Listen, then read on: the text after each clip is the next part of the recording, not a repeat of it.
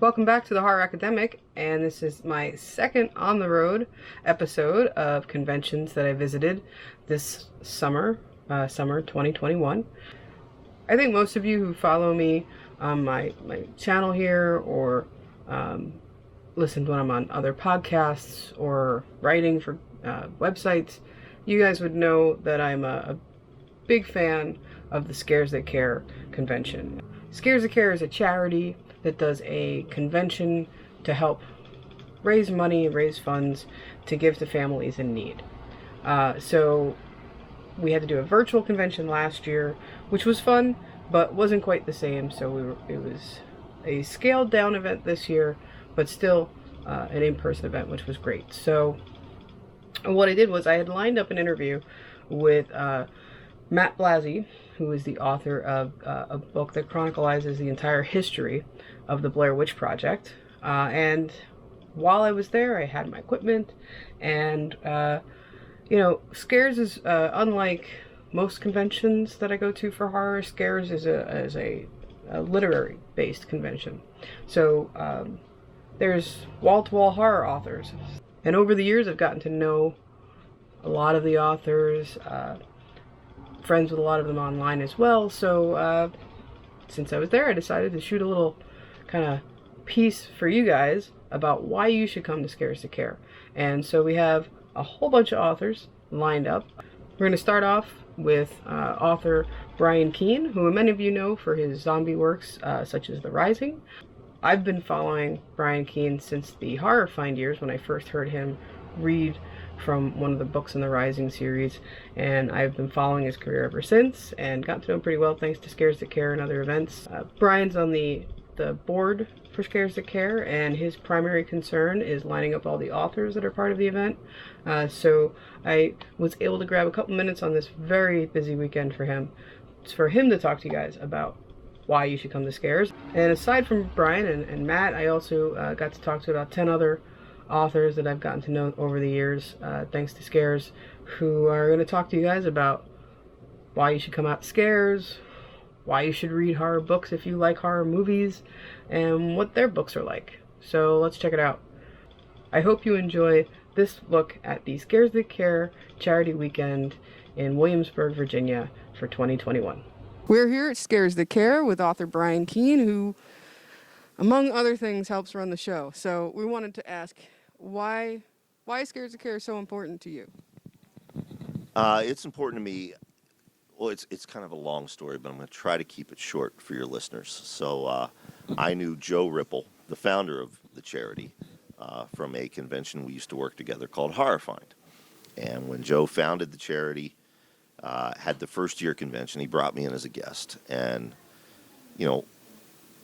from a mercenary point of view, I did great sales-wise. It was nice to see fans, not only my readers, but fans of horror movies, picking up books and checking them out. I told Joe I wanted to get more involved. So the next year I started helping with the show rather than signing. In the years since, of course, I've been on the board of directors. What I love about the show, in addition to the fact that it's a charity and that we're legitimately helping people directly, but the other thing I love is the sense of community for the genre. You have horror movie fans, you have horror fiction fans, you have podcast fans, video game fans, paranormal, investigation fans, haunt makers, all coming together and socializing and getting to know more about each other's likes. You see readers discovering movies they've never heard of, film fans discovering books they've never heard of, and it's so cool and it's so organic, and I love that aspect of it. Now, I'm sure if there's readers in the audience, they're pretty familiar with your work if they're horror fans. And one of the things that is great about the way that you run your portions of the show and how you help with the show is that you're also still accessible to fans. Mm-hmm. Every year I've come here, I've given you a stack of books, and you gladly sign them for me, and then you move on and get your work done too. So being accessible to fans is something that we appreciate. How does that feel for you when you're trying to work an event like this? Is it a hindrance, or is it part of the community? I mean, I don't want to say it's a hindrance because, you can read a lot of things about me on the internet, and some of them are true and some of them aren't. I never worked for the CIA, for example. That's bullshit, and I wish they quit putting that on my Wikipedia page. But I don't see it as a hindrance. If anything, it worries me, it troubles me, because like you said, yeah, I'll stop, I'll sign your books, but then I got to move on. Whereas if you see me at any other convention or signing throughout the year, I'll spend, however long you want. And I always walk away worrying, did they get a bad experience? Are they going to think I blew them off? Are they going to think I was annoyed? And I'm not. It's just I've got an earpiece in my ear, and I've got people, who need me to go do things. So I worry about that aspect of it, but no one's ever complained, so hopefully we're okay. I think we're cool. I also just wanted to ask you quick also about the reading room. That's something that's probably my favorite part of the Scares experience at the show itself, and kind of maybe how it is part of reaching out and being part of the community in that way of bringing new authors and bringing new interactions for readers who want more from their authors in the horror experience. Well, yeah, and that's exactly it, and it's a long-held tradition. I can remember my very first reading I ever did was at a convention in 1998 in Atlanta, Georgia. It was a World Horror Convention. And I was a literal nobody. I'd had a few short stories published in like fanzines, but I didn't even have a book out. And Richard Lehman and Jack Ketchum both not only came to my reading, but sat through it, and it was way too long because I didn't know what the hell I was doing. I read for like 45 minutes, which is a no-no. But they were patient. They sat in the front row. They didn't fall asleep.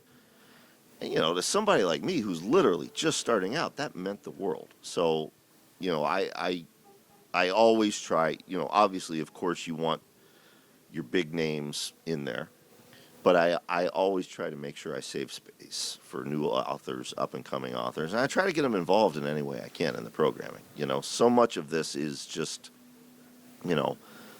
maybe somebody hasn't picked up your book, but they see your name. They say, oh, that person was involved in the costume contest. That person was involved in this. And, then they'll give you a shot. It's stuff like the trivia contest, right? Exactly, stuff like the trivia contest. We did it this year. You play for the fans every year. And people are now saying you're my ringer for the fans because you just slaughter. But like for the celebrities this year, we pulled up a young author, Dacia Arnold. Most people are not familiar with Dacia. She's a fantastic writer. She's going to go places. And in a couple of years, you're going to be like, yeah, I remember when she was starting out. Keene had her in the trivia contest, So that's a good thing. That's cool. Any way to bring us to new people that we should be reading is always great. So give me just like a quick 30-second to 60-second tops, if you are not sold, why you should come to Scares That Care next time. We, in the horror genre, we love monsters, but there are certain monsters that nobody loves. Cancer, sick children, people who've been burned, and other maladies, real-life monsters. And keep in mind, we're not a convention. We're a charity. And we are directly helping people fight those monsters every year. Check us out, scaresthatcare.org, for more information. Great. Thank you so much for your time, Brian, and I'll let you get back to it. Okay. Thanks. Horror Academic here at Scares That Care weekend, and we're going to take a look at some of the author tables. And first up is Bob Ford. Hey, Bob. Hello, how you doing today? Doing good, doing good. Bob, could you tell us about the type of books you make? And let's say if we were going to the video store and looking in the horror section, where would your books be with the movies? They would definitely be in the horror section. There's no doubt about it. I've also written a lot of screenplays, so a lot of my work is really sort of cinematic and coming from that perspective.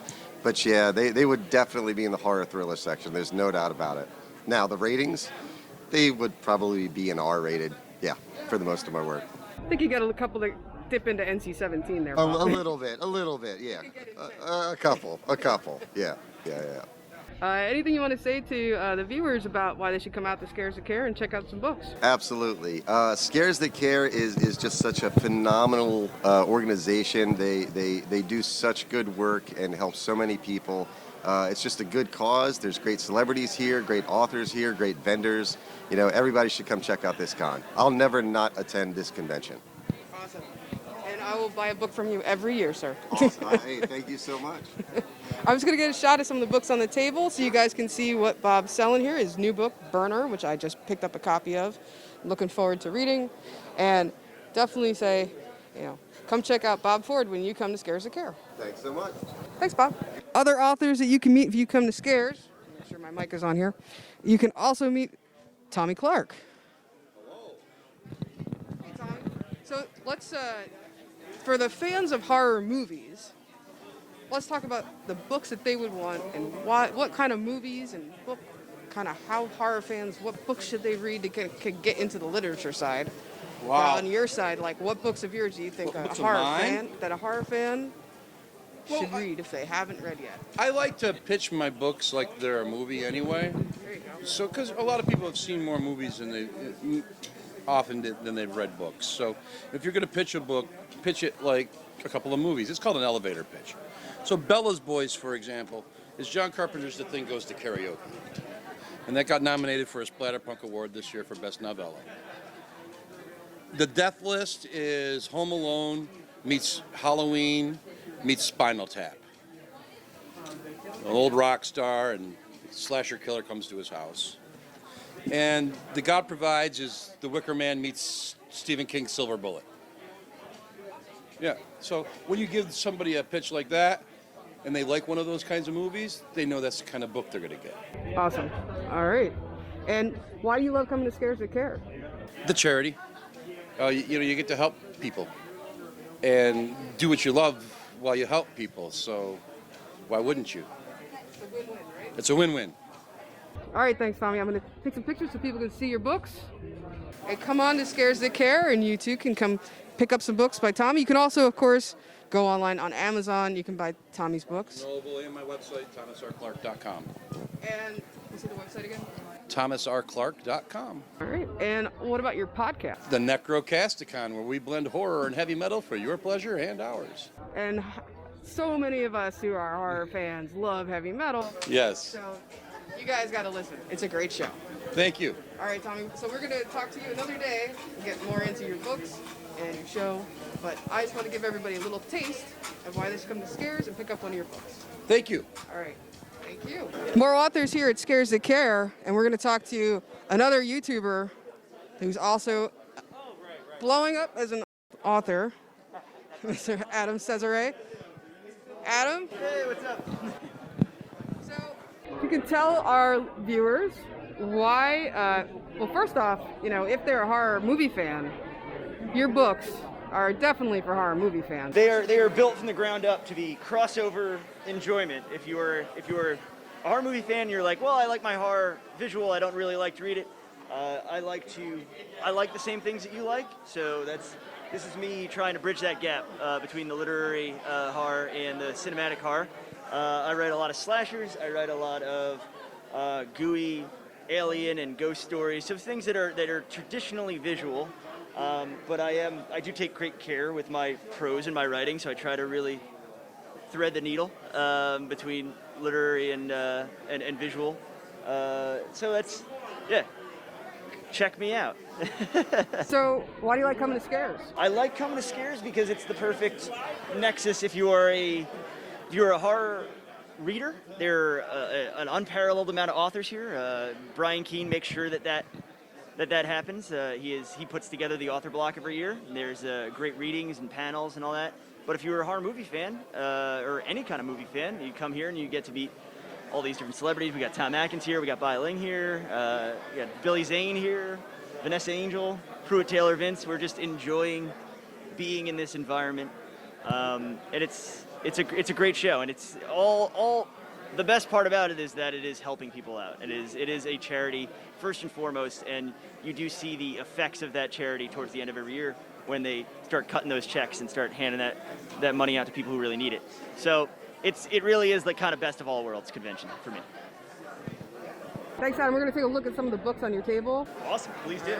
So, Adam's got a lot of different books out that he's selling today. Of course, there'll be more next year, but Clown in the Cornfield is a really big one right now. So come out to Scares and you can meet Adam.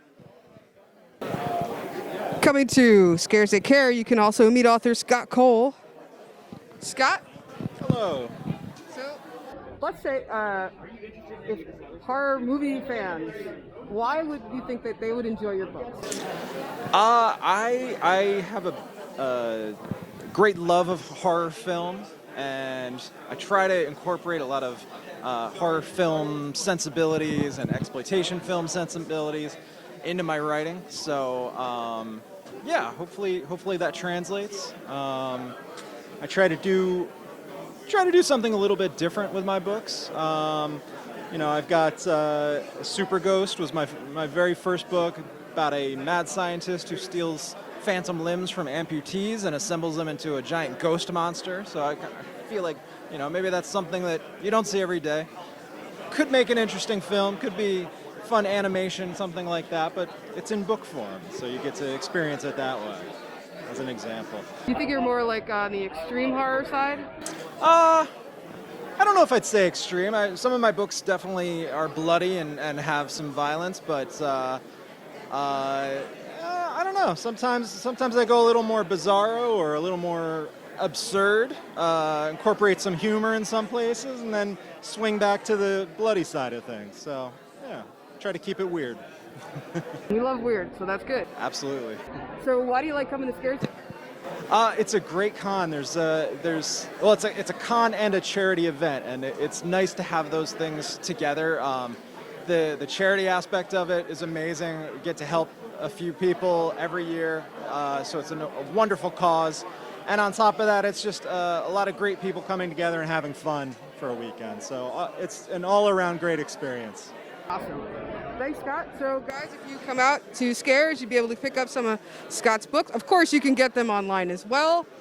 You can hit Scott up on Amazon and on his website as well. But thanks a lot, and we'll definitely check out your books for our movie fans. Thanks.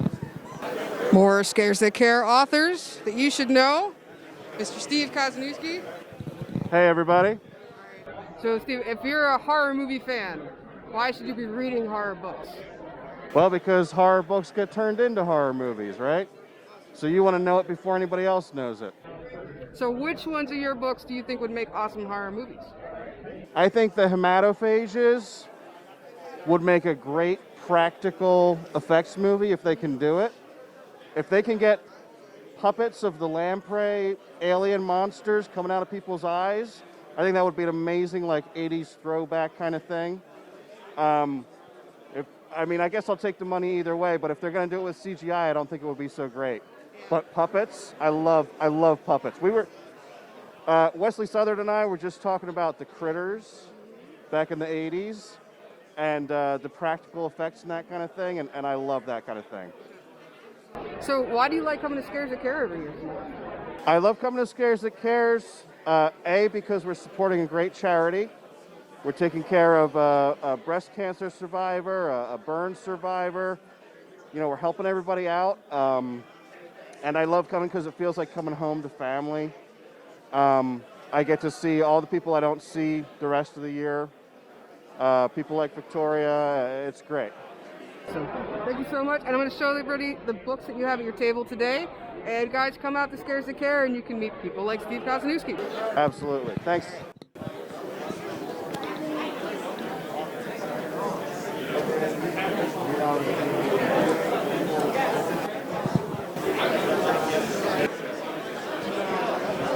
Horror author Wesley Southard here. Wes is a movie fan too. I am a big movie fan. So Wes, why should people who love horror movies be reading horror books? Because what better way to do a deeper dive into the thoughts and the reactions of the characters than books? I mean, you're not going to get that a lot from the movies unless you're getting voiceovers in the movies. So yeah, you're getting more internal stuff. You're getting a deeper dive into the story that they can't expand into an hour and a half long movie. So that's how I feel about it. Awesome. And what kind of horror, if your books were movies, where would they kind of be put into the video store of horror? I'm not sure. I mean, I think some of my stuff would be fun to see, if it was an 80s horror movie. That would have been a fun decade to have, my kind of stuff out. But yeah, you can only hope to, as an author, to get anything of your stuff made into a movie. So who knows? Maybe one day. All right. And why do you love coming to Scares That Care? I love coming to Scares That Care because I love supporting this charity. It's probably my favorite charity in the world. Not to mention, the authors. There's so many authors here that I've made such lifelong friendships with, and every year I come, it's like a big family reunion. I mean, we all get together, we have fun, and it's just something you get to look forward to every year. This is my favorite convention. Every year I've come here, I think this is my 5th year now. I love it so much. I always back every year. Whether I'm in this room or the vendor room, it's always a blast. So come on out, guys, and meet Wes. Pick up some of his books. Hell yeah. Absolutely. I'm going to get some shots of the books.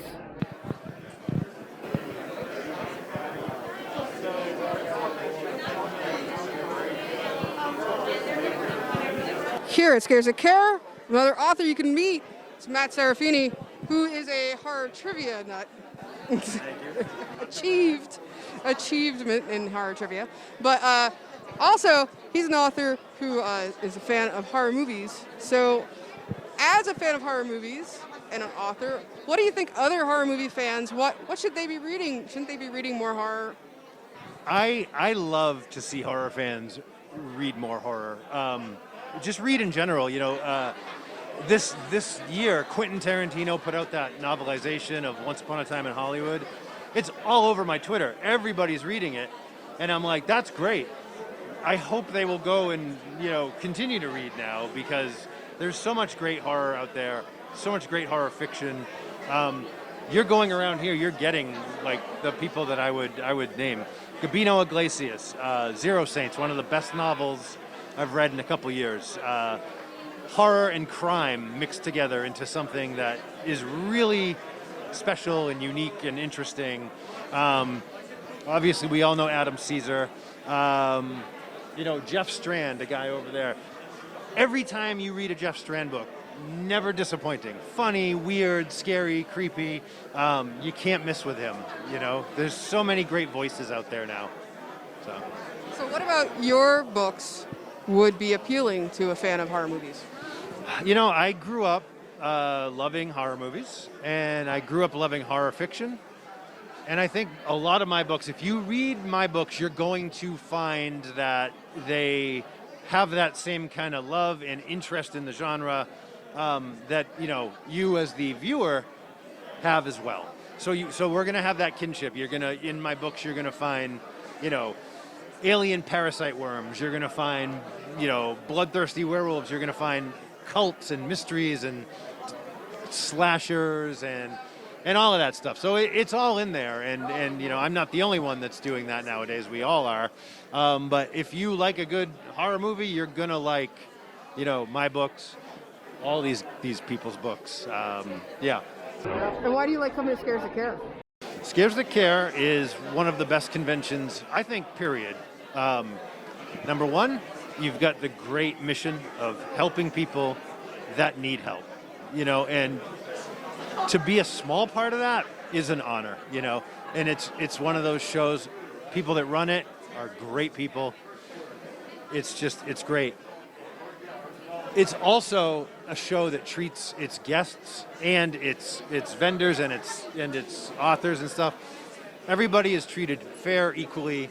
You're a part of a family here. There is a real reverence for that. Joe Ripple, the CEO, the owner of this, takes it so seriously that when you're here, it's a great experience. And not every convention has this sort of like buttoned up touch where you just know you're in good hands from the moment you walk in. So you guys should be coming out to Scares That Care and buying books from people like Matt. And here's some of Matt's books that you should be getting. So thanks, Matt. Thank you, Victoria. That was awesome. Cool.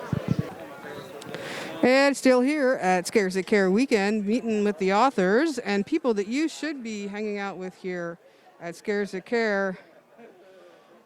And with his brand of Florida horror, this is Lucas. Lucas, could you tell us what types of movie horror fans, Okay. what should they be reading? So if you're a fan of the movie Hellraiser, I highly recommend Clive Barker's The Hellbound Heart. because not only did he write the book, but he wrote and directed the actual movie as well. So not only is it an extremely faithful adaptation to the book, but there are certain things that he did to complement television that you couldn't do in the book itself. Like the family drama aspect in the movie, totally different in the book. Not only that, but Clive Barker is just such a wizard with words. I mean, once you start with that, you're then going to look up the Thief of Always, you'll fall into Abarat, and then everything else just comes together. And I mean, I'm a huge fan of Nightbreed and Lord of Illusion. Oh, Cabal, the book Cabal is so much more, there's so much more scope into it that they couldn't do in the film. Especially because when they did the film, it was before monsters were allowed to be the good guy. So the first editions are totally different from Clive Barker's director's cut. And in the book, you can kind of see why the director's cut's the better version of that movie. Highly recommend those two books. And for followers of the channel, I definitely recommend going back to episode 2 where I talk all about that and how Nightbreed went from the kind of tame version that we all knew to this wonderful version that had more monsters and more fun. So More Midian. More Midian, definitely. So, so you're definitely a Clive Barker fan. Hands down. I mean, almost everything that I've written has some sort of, homage to Barker in one way or another. He had a huge impact on my writing. So you say would you say it's fair to say that fans of Barker's work would be interested in your books? Quite probably. To dip your toes into it, I do have a couple that I would recommend. For example, Tim E. Less. That one is probably my biggest homage. I do have short stories and other anthologies that are great and homages to Barker, but absolutely. Excellent. And what is it about Scares That Care? What makes it coming back every year? So this isn't like any other convention that you usually see, because this isn't about the convention itself. Scares That Care is a charity convention. It's about the recipients of the charity. I mean, you can certainly donate money to Red Cross, and I'm sure the money goes to the people you intended to, but it also has to go to paying for the Red Cross. It's a big company. Scares, you see exactly where your money goes. You see the cancer family, you see the burn victim, and they get a check for $10,000, these 3 families. And it's not going to pay their medical bills, but it's going to buy them peace of mind. It's going to say, okay, I have rent, I have electric bill, I have 1 month of security that I don't have to think, do I pay for my chemotherapy or my groceries? And everybody here is invested in that. I mean, if you ask anybody at the convention, they're all going to tell you they're here for the charity first. And that's such a different, warm feeling than you get from any other convention. And it's horror, we really want a way to give back, and this is... Exactly. Well, because everybody thinks that with us being horror, we're just spooky and scary, but when it comes down to it, we're really decent human beings. And the reason we're so bubbly and happy is because this is our outlet. A lot of people, I wish they had that. You guys come out to Scares That Care, you can hang out with Lucas and pick up some of his great books here and talk to him about his love of horror and both literature and movies. Absolutely. Thanks, Lucas. And also here at Scares That Care, we have Wiley Young. Here's some of his books on display today. And Wiley, tell me, what do you think, fans of horror movies, as you are wearing a Return of the Living Dead t-shirt, should they be reading horror, and what horror should they be reading? What should they read? Yes, absolutely they should be reading horror, because you can find so many new ideas and things that may in fact be movies one day. 2 that immediately come to mind for me are Cruel Summer by Wesley Southard. For anybody who likes Jaws or Beach House or any sort of horror that takes place on a beach, that beach summer movie, this is the book for you. And so it's like this woman and her son and their stepfather go on this trip to the beach, and this dude's a piece of crap, just abuses them so much, and she finally has it with him and kills him and dumps him in the ocean, but then something finds him and he comes back even worse. And it's just so good. It's an amazing book to read, and it definitely deserves a film adaptation someday. And the other one I can think of, which is for a different feel entirely, for anybody who likes Aliens, Predator, The Hematophages by Steve Kasinewski. It takes place in the future. All future men have gone extinct, and it's written very well as the reasons why. And they go to find this missing ship that is legendary in history, and they run afoul of the tidal hematophages there, and things get significantly worse. And for people who like aliens, that's your game right there. Cool. Some gateway drugs there. Right. Going from movies to books. So what about your own books? Which books do you think viewers who watch horror movies should check out in your books? So the ones that watch horror movies, I actually think Catfish in the Cradle would be the best one for them. It's a Southern Gothic folk horror. So it's like Kentucky Fried Cthulhu kind of thing. Takes place in the South in this little town called Uncertain, Texas, and it's a real place. I grew up there. And so this guy, he's an old alligator hunter, and his daughter runs off and happens. But then he comes home one day, finds her washed up on his lake house on the shore, massively pregnant. She gives birth and she dies, and he takes this kid in because it's her grandson. And then he just decides, well, I'm going to raise him, but he starts noticing some weird stuff, like kids eating worms, is attracted to shiny objects, and he starts finding little things that are left around the lake house shore, and, things get worse from there. Just imagine. Yeah, right. So that's definitely a great one for us to check out, but also what is it about Scares That Care that keeps you coming back? Scares the people, undoubtedly. Fans, my fellow authors, and just the atmosphere. You can't get any better than here. Oh, thank you. And we'll definitely take another look at those books. And come down to Scares That Care next year, and you can get to see and hang out with all these great authors. Thanks. Scares That Care with authors. One of the authors that I love to come visit every time at Scares That Care is Kelly Owen.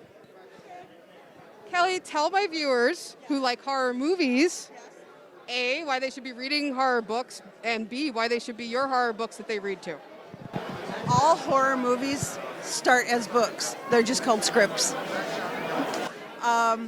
They should read mine. I am accused often of being very cinematic.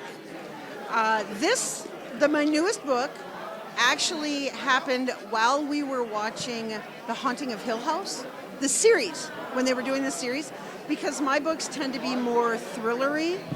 And when we were watching that, that's when I looked at my partner and I said, you know what, I want to write something that's actually scary. Like, actually scary. And all of my beta readers are authors, and I scared all of them. So I was like, achievement unlocked, I got you guys, right? 6 Days actually is in treatment right now and is being shopped. And this one, which was banned from Amazon, and you can only get it from me, just got purchased yesterday for film. So that'll be exciting to see. If it's character-driven, if it's plot-driven, that's what you're watching on TV anyway. That's what you're watching in movies. And there's different kinds of books. There's Live Specimens is my throwback to 80s horror. If you're just after slashers with one body after another, Live Specimens is your book. I'm not joking. I've rewritten vampires, which are very, very popular right now. And the younger crowd, like the Divergent and things like that, that's about teenagers. So it works for adults, but I don't write it in the voice of an adult or a teenager, really. I kind of just let the reader be whichever one they're comfortable with. So they should read books because all movies are books. They're just called scripts. They should read your books. They should read my book.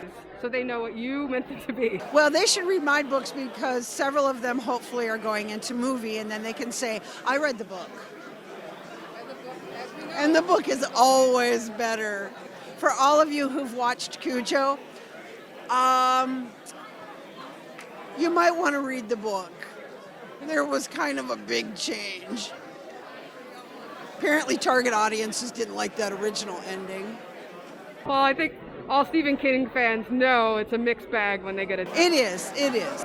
But the things that we love, they have their source in the books that are written. Absolutely. And that's why we love coming here and meeting all the authors and pick up books by all these great people when you come to Scares. But Kelly, why do you love coming to Scares of Care? Oh my God, I love this place. I love the people. I love the staff. I love the charity. It is just, it's one giant family reunion for 3 days. It's fantastic. I get to see you kick Blazi's butt in trivia every year. I mean, it's just fun. That's a high point for me too. Right? When you've got people walking around the day before going, God, I hope I'm not up against Vic. I'll die. And guys, that's why I'm the horror academic, because I can prove it in a trivia. Or as I started calling you last night, the monster. The monster. The queen. The don't even try. But come out to Scares. You can buy great books. You can meet cool people like Kelly. And, you know, there's people from movies here too. But spend time in the books. Buy some great books. And have fun and help a great cause. Absolutely.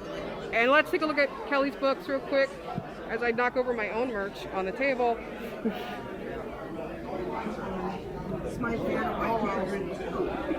So, Horror Academic here at Scares That Care weekend, and taking this opportunity to talk a little bit with my buddy Matt Blazi. Matt, you might know from the Garf Network's official YouTube podcast, and before that, WGON Network.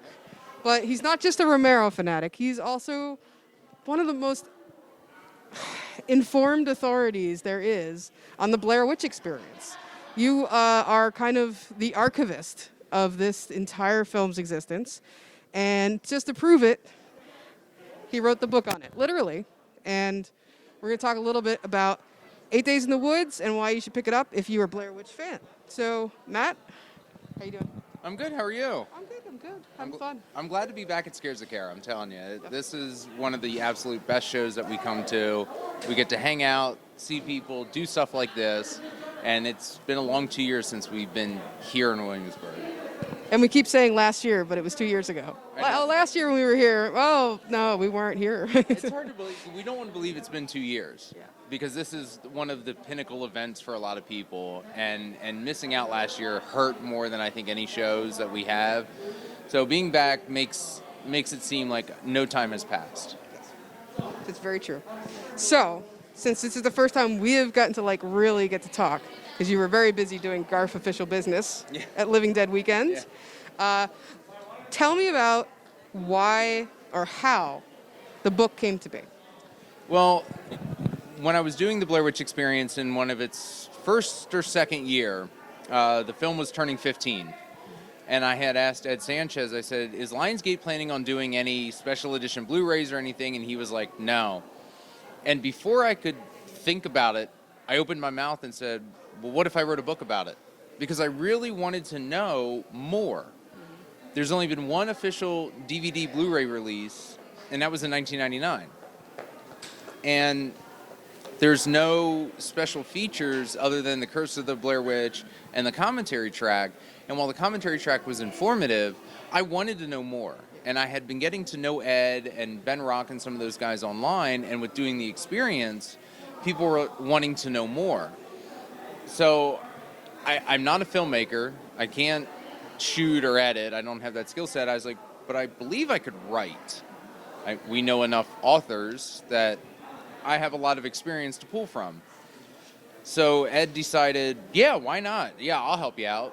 So I said, what do you have? And they give me some documents, and I kind of started compiling it. One of my first points of hesitation was, oh, there's not going to be a lot there. I mean, they shot this in a couple of days and put it out and everything.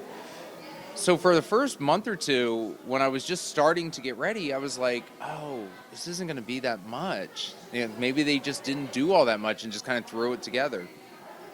But I decided I wanted to keep digging deeper and keep going down the rabbit hole.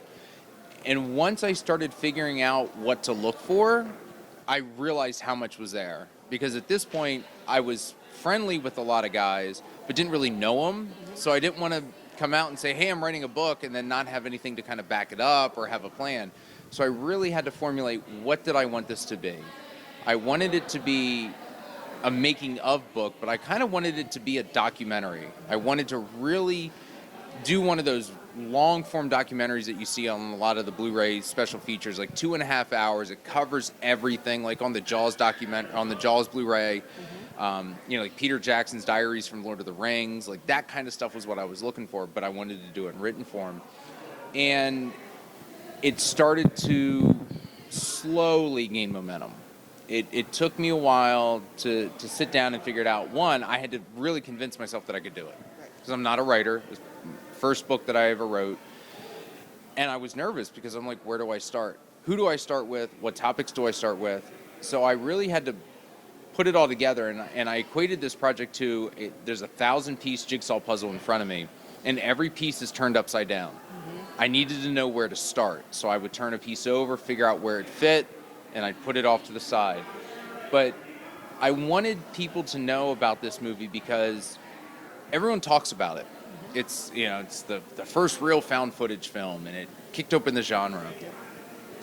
But what made it so special? And I wanted to know, was it the people, the success, was it dumb luck? It was the people, the process, and it wasn't dumb luck. And I come to find out how organic that success had been, and it was a seed that had been planted, and as it grew, they cultivated it. And I needed people to know that, because I love the film, but why was it culturally relevant? Why was it still sticking around after 15 years at that point?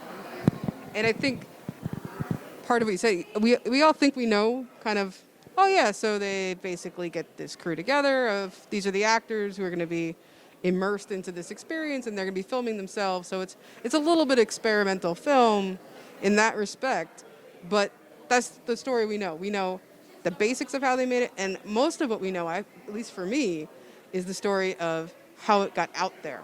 So it was all about the early use of the internet as a medium to kind of lure people in. It was the kind of the myth of, is this a real found footage incident? I mean, there's all these things that were lures. Of course, the Curse of the Blair Witch is another piece of the puzzle. That's why we were all so intrigued in '99 about all this. But what I love about your book is that you go so in depth on how everything way before the movie is even in the works. Seeing how they all relate to each other and how these guys all kind of form this little community of filmmakers all around going to college together, and the people that they work with and who they know, and these little things that making that part of the puzzle. I really, that's been really amazing for me to learn all that, because you get so much insight into, now they understand why these guys were confident and comfortable enough with the experimental nature of making a movie like this, because they know these are the things that were in their bounds, what they knew that they could control, what they could do, and having fun with it and doing something different. And I think that's what's great about learning all that's the kind of unknown part of it for me. So I really appreciate that element. No, and that was what I wanted to do from the beginning. Is I needed to build a timeline. I needed to know, like you said, when these guys met, when did they go to school, and then after that. Because I had been working off of a few documents that they had given me, copies of stuff that they had, and it provided a lot of good information. But the more I read it, I was like, okay, where does this fit? How do we get here? And I said, let's start at the beginning. Let's start at UCF and go from there. What took you to UCF? How did you guys meet? What did you work on together? And then, okay, so you all graduated at different times, so how did you come back together? And then, well, why this type of film? What was the genesis? And as much as I loved this film, there was so much I didn't know. And it was coming to find out, it's like, well, they wanted to find something that scared them. They liked In Search Of, and they liked Bigfoot and UFOs and stuff like that. So when this started and I was hearing all this, like, I've never known this. So I had to go really and look at In Search Of. And The Legend of Boggy Creek, which are two big examples that Ed and Dan like to give. But then also the movies that have been coming out. Scream was, in '96. Right. What is it? So what's the contrast? Yeah. And so, Hollywood had really taken horror with Scream and really blown it up, but it wasn't scary horror. It wasn't anything like nail biting. And learning that, you know, they were really trying to put in some time elements, like they were gonna be driving down the road and then all of a sudden they were gonna see cars from the 70s. And they're like, wait, we were in 95, 96, why are we seeing the 70s? And learning about the world building that they did. And my perception of it at the time was they made the movie and then all the mythologies got tacked on at the end. Like that came first. They built the world. Greg Hale, Ben Rock, Ed and Dan all built this world, and then the film came from that. And that was opposite of what I had thought. And I that could be right or wrong, or that could be how most people saw it, especially when they saw Curse of the Blair Witch. Right. They saw all this world, and I was like, oh, well, they just decided what they have, and they're going to kind of relate it. No. So I'm like, okay, so how'd you build this world? Where did you get the influences from? Is it based on anything? It's really not based on anything, but Ben took elements of the occult and, you know, the Bell Witch and Rasputin and all this stuff and built the world from that. And I said, okay, so what's the next step? Well, we got to find where to shoot it. And I said, well, why did you shoot Maryland? It's like, because I live there. Yeah. And I come to find out a lot of the questions that I asked had very simple answers, but they were well thought out. And they were very pragmatic and practical about their approach to it because they knew they weren't going to have a lot of money. And I think the strength that the Blair Witch Project has is it doesn't try to be more than what it is.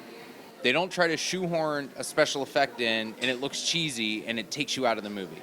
So they knew we're going to be limited. We can't show certain things, so we have to do something else.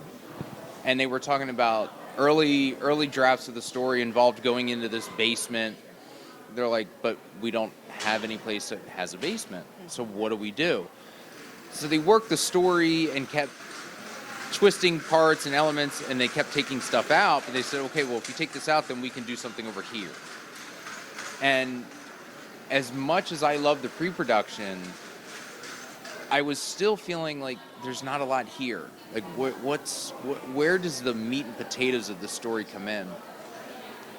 And when I finally got to the point where I was interviewing everybody about the production, then I started understanding, okay, now we're starting to get into it. Because then I was realizing the 8 days that they film in the woods was only supposed to be a very small fraction of the final film. I was surprised by that too. I didn't realize it was supposed to be a talking head kind of documentary that would flash back to this footage. And that was their approach for a very long time. And when we got to production, which was fun because it's like, okay, how did you move them through the woods? What problems did you have? You know, the rain day, they lost an entire day and they had to spend an extra night, you know, in the house at the end. But then when they got done with everything and they started compiling all the footage and narrowing down the 22 hours, and they kept narrowing it down, you got to 13 and 10 and 8 and 7. They were like, okay, we got this. Now let's hold on to it and let's move to the other side, which what they called phase 2. Phase 2 was the documentary part, where they get the experts and they're going to analyze the footage. That's when I realized how much more there was, because they filmed this in October of 97, all the stuff in the woods. But 1998 was really where the film came together. And it was a very long process because they're filming stuff for phase 2, which, again, I always believed was done just for Curse of the Blair Witch after Artisan bought the film at Sundance. And come to find out, most of Curse of the Blair Witch was phase 2. Yeah. And they added new elements to kind of flesh it out. But what really got my mind going and really wanting to sink my teeth in was the editing process. And you come to find out that Ed and Dan had each edited a cut of the film. And they were editing the film with the talking head documentary parts. One was putting it all up front, and then they go to the footage. Right. One was they were interspersing it. And they were both in love with their approaches. But when they would sit down as a group, something was missing. And they really had an almost a come to Jesus meeting in the summer and fall of '98, where they said, we need to figure this out. Because if we're going to try to get into Sundance and we're going to try to get this released, we have to figure out what this film is. They did a screening in the summer of '98 at the Enzion Theater, and they had invited Kevin Fox, who was a producer. And it was a 3-hour cut, which a lot of fans want to see. That cut technically doesn't exist anymore. All that cut was 3.5 hours of them in the woods. So when Kevin is talking to Ed and Dan afterwards, he goes, well, what else are you guys thinking? He's like, oh, well, this is just the footage. We have the other stuff. And Kevin Fox goes, no, this is your movie. Right.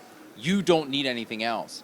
And that was a little bit of a wake-up call, because they had been trying so hard to marry Phase 1 and Phase 2 that it wasn't working. And when Kevin basically said, take everything that isn't in the woods and lock it in the cabinet. Don't touch it, just leave it alone. And they sat down and they said, look, we need to figure this out. Let's take all the footage out. Let's just do the woods. And that's where Mike Manello likes to say, you know, the movie was found in the edit. When they just started editing the footage, they realized how engaged they kept with the movie. They weren't taken out when someone would come in and say, well, if you look at this, it looks like this is happening. They found that, okay, we had our movie. We didn't know we had our movie. And that's why someone like Kevin Fox was so integral with helping getting this movie to the next phase and into Sundance, that once they stopped trying to marry Phase 1 and Phase 2 and focus on this, they had their whole narrative. Yeah. They didn't need to go back and do more. And that led them to finally getting the movie finished and realize they have something that they didn't really think they were going to have. It wasn't going to be what they had always envisioned. Right. But they unknowingly captured an entire film in 8 days and didn't even see it. Mm-hmm. And that's, you know, when you work in a group setting sometimes, whether it's a school project or whatever, you bring someone in from the outside who can take a fresh look at it, who's not totally invested in it, and can be objective and say, no, this is good, change this. Don't try to change all of it, just work on this, and you're going to be fine. Mm-hmm. And Phase 2 was where I really found the excitement of this learning process, because it was so much more than I was expecting. And that year of 1998 was such a, I don't even want to say tumultuous. It was a roller coaster of a year. Mm. They were completing the movie. They were trying to edit the movie. They were getting good responses, because in 98 they had launched their website. Right. And that was new to me too. I thought they launched the website around the time the trailer started going. Mm-hmm. And they were getting people that were, oh, we want to know more. They put it out there, but didn't tell you it was real, and they didn't tell you it was fake. They just said, this is what we have. And the community started to organically grow and want to know more, so they were giving little nuggets here and there. So they were already building a buzz with the early days of the internet on their message board. Mm-hmm. And they were like, we're onto something. And they just kind of kept working with it. And it really changed my perception that it wasn't dumb luck. It wasn't just catching something at the right time.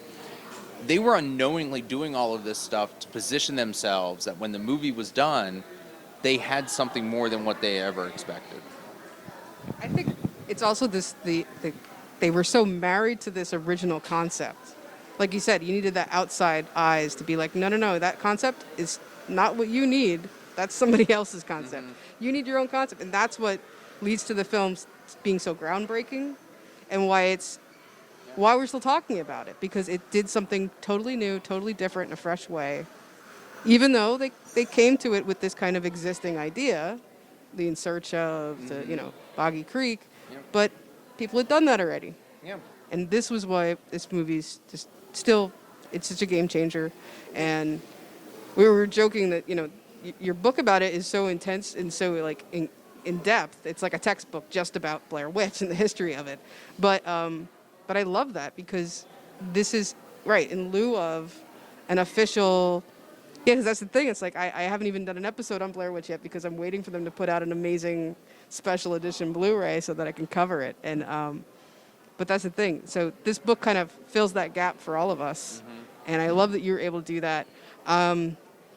The fact that you're able to get such access to everyone involved, the people's diaries, pretty much their journals of the extended times, how you're able to use that in this whole process of piecing it all together is amazing. The photos are great. Everything about those, the snippets of information that you can see samples of how the crew communicated to the team, the filmmakers, in the woods during the process. It all comes together. I do want to mention, because you mentioned the experience, and for those who haven't heard me talk about it before on the show, all of this comes about as Matt has been doing. How many years have you been doing the experience? Started in 2013, so this would be 8 years. So 8 years of taking people to the locations, taking people to the woods to see where this movie took place in a way that really there's not many films that you could do something like that with. But the ability, it's so very public because that's what they had to work with. And it's all still there, pretty much. Yeah. It's an amazing experience. If you're a Blair Witch fan, if you're a fan of independent filmmakers who take chances and take risks and do things like this, you need to read this book, but you also need to go on the experience because it's amazing to see these things around you. It's like a living museum, and you're the tour guide. And it's a great thing that everyone should be able to do, to just enjoy the film from a whole nother perspective. And that's why it's called The Experience. I want folks to be able to see what it was like for these guys to travel around Maryland and get into the woods. And like you said, the great thing about horror movies is most of them are rooted in real locations, especially older films, but even newer ones. Like there are places you can go to. And, obviously everyone knows the experience that the town of Burkittsville had. And I've tried to work very closely with the cemetery and the town to get them to understand. It's like, we understand what happened. It happened because it was so new. People didn't know what to do with themselves when the film came out. But you're never going to stop people from coming. Welcome them, ask them what you would like them to do, and they'll respect that. And I like people to come out and see Burkittsville for the beautiful town that it is. And understand that, they only chose this town because it looked great overlooking the Maryland countryside. And it just had that old town look to it, with the cobblestone roads and the old architecture. And they only shot in Burkittsville for less than 45 minutes of the actual film. But it's really the only identifiable location. And obviously it's, the mythology is it all takes place in and around Burkittsville. But what the experience is going to every location and seeing where they made this movie. And, they only shot in each place for 20, 30 minutes, but you get an idea of what they were going through. And then when you finally get into the woods on the experience and we get to go to Coffin Rock and to go where the rock piles were and see where they filmed all this stuff. And then finally where you get to go to the woods where they hung the stickmen. And we love to repopulate the woods with stickmen, which is my favorite part. Building 14-foot high stickmen in the woods and leaving it there is something great for people to stumble upon. But all of the woods locations are not very far from a neighborhood or a road. The state park where they filmed it, they were crisscrossing the roads, and obviously through the magic of editing, you don't see that. So people are like, well, I don't want to go into the woods. I'm like, you're really not in the woods. You're walking along a trail, and you can still see the road over there. Or you can look up there, and you can see a house. And even the house at the end of the movie is behind an old military base across the street from a neighborhood. It's a 5-minute walk, and you're only in the woods for maybe the last minute and a half. So it's interesting to really get people to see the movie through a different perspective. That, yeah, it's still terrifying because you're out there in the woods, you don't know what's going on. But when you go and you look at it, you go, wow, they did it that way? Like this was it, and it's movie magic, and that's the fun part of the experience, is getting people into that world because you're there. It's not like you can just the houses from Halloween and Nightmare on Elm Street are very infamous, and you can go up and you can see the exterior of the houses, but it's not like you can go in the house. It's not like you can go really walk through the living room where Laurie Strode or Nancy were fighting the bad guys. This is, you can immerse yourself, and then we camp. I mean, it's part of the fun of it. Most people camp. I have to totally admit we didn't camp. We stayed at the motel nearby, but we still had a fun time. And it's the motel from the movie, so it's this added level of I'm living the movie in that way. And that's another thing that was great about having gone on the experience, and then when the book came out, reading the book and knowing the places, but knowing that how you brought in the cast and the crew and their involvement, meeting those people and seeing them in those spaces popped out so much more when I read it. And I'm like, oh, that's right. We were standing right there. Yep. So it's a package deal, guys. So if at all possible, if you're on the East Coast, you're going to do the experience with Matt, but definitely pick up the book, learn everything there is ever to know in such in-depth ways on the history of the Blair Witch Project. And I mean, you're definitely going to enjoy it, because that's how we are. We're built that way as film fans, to want to know the minutia, and this is everything there is to know. So thanks, Matt, so much for talking. Take a little time today from the con to talk to us about the movie and the book and why this is all so still important to all of us. And thanks for making this book happen. No, thank you. It's a huge honor. I love talking about this. I appreciate you wanting to sit down with me and let me share the story behind it, because I love it. I'm passionate about it. And I really appreciate everything you do. Thank you so much. And once they do finally put out that Blu-ray edition, we're going to have to do like a 2-part mega episode to put it all together. All right? All right, cool. Thank you so much, Matt. Thank you. And thanks for watching The Horror Academic. So author Kelly Owen gave me a spare trinket. She always loves to give out trinkets at her readings. An autographed keychain for Scares That Care weekend that she put out for her new book, and told me, give this to one of your viewers for your channel. So that gave me the idea to put together a little prize packet of Scares That Care goodies that I got from the trivia contest, and some other stickers and stuff I'm going to throw in there too. So what I want you to do is to reach out to me on Twitter. The Horror Academic is at 077, which is how you can find me on most things. And first person that contacts me and says, I want that Scares That Care gift pack, message me, shout out to me there, and I'll get in touch with you to send this packet out to you. So thanks to Kelly Owen for kicking that off, and everybody at the trivia contest for giving me extra goodies that I will also include. So I want to thank Brian, Kelly, Matt, and all the other authors that I got a chance to speak to that weekend, and who took the time out of their busy weekend of selling their books and meeting the fans and meeting potential readers to talk to you guys with me. So thanks, guys. Joe Ripple and everybody at Scares That Care. I love the organization, and I love being part of it in any way that I can. So I'll see you guys next year too. I hope you enjoyed the interview with Matt about his book and hearing from the other authors that attend Scares That Care, and I hope maybe we'll see you next time at Scares That Care. So thanks for tuning in this month. I hope you guys enjoyed it, and I'll see you next time on The Horror Academic.